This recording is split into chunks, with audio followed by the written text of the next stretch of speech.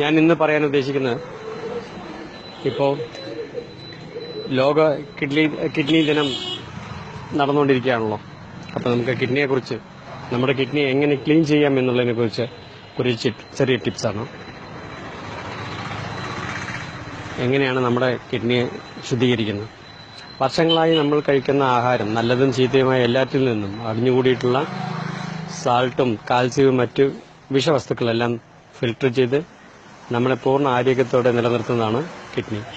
എന്നാൽ കിഡ്നിയിൽ അടിഞ്ഞുകൂടിയ ഇത്തരം വസ്തുക്കൾ കൂടുതലാകുമ്പോൾ കിഡ്നിയുടെ പ്രവർത്തനം താറുമാറാവുന്നു. പിന്നെ ഡയാലിസിസ് അല്ലെങ്കിൽ കിഡ്നി മാറ്റിവെക്കൽ, അങ്ങനെ നമ്മൾ നിത്യരോഗിയായി കഴിയേണ്ടി വരുന്നു. അതിൽ നിന്നൊരു മോചനം നമുക്ക് വേണ്ടേ? നമ്മുടെ കിഡ്നിക്കും വേണ്ടേ? ഇതാ ഒരു എളുപ്പ വഴി. വളരെ നിസ്സാരമായി കേവലം 5 രൂപയോ അതിൽ താഴെയോ കൊണ്ട് നമുക്ക് നമ്മുടെ കിഡ്നിയെ പരിരക്ഷിക്കാം. അതെങ്ങനെയെന്ന് നോക്കാം. ഒരു കെട്ട് മല്ലിച്ചപ്പെടുക്കുക, നല്ലപോലെ കഴുകി വൃത്തിയാക്കി ചെറുതായി അരിയുക. അതൊരു പാത്രത്തിലിട്ട് നല്ല ശുദ്ധമായ വെള്ളം ഒഴിച്ച് 10 മിനിറ്റ് തിളപ്പിക്കുക. തണുത്തതിന് ശേഷം അരിച്ചെടുത്ത വെള്ളം ഒരു നല്ല ബോട്ടിലിൽ ഒഴിച്ച് ഫ്രിഡ്ജിൽ വയ്ക്കുക.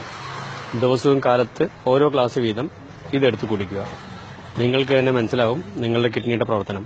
കിഡ്നിയിൽ അടിഞ്ഞുകൂടിയ സാൾട്ടും കാൽസ്യവും എല്ലാം തന്നെ മൂത്രത്തിൽ കൂടി പുറത്തു പോകുന്നത് നിങ്ങൾക്കറിയാം.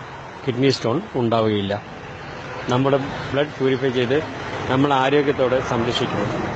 ഇത്രയും നാച്ചുറലായ ഒരു കിഡ്നി സംരക്ഷണം വേറെയില്ല. നന്ദി, നമസ്കാരം.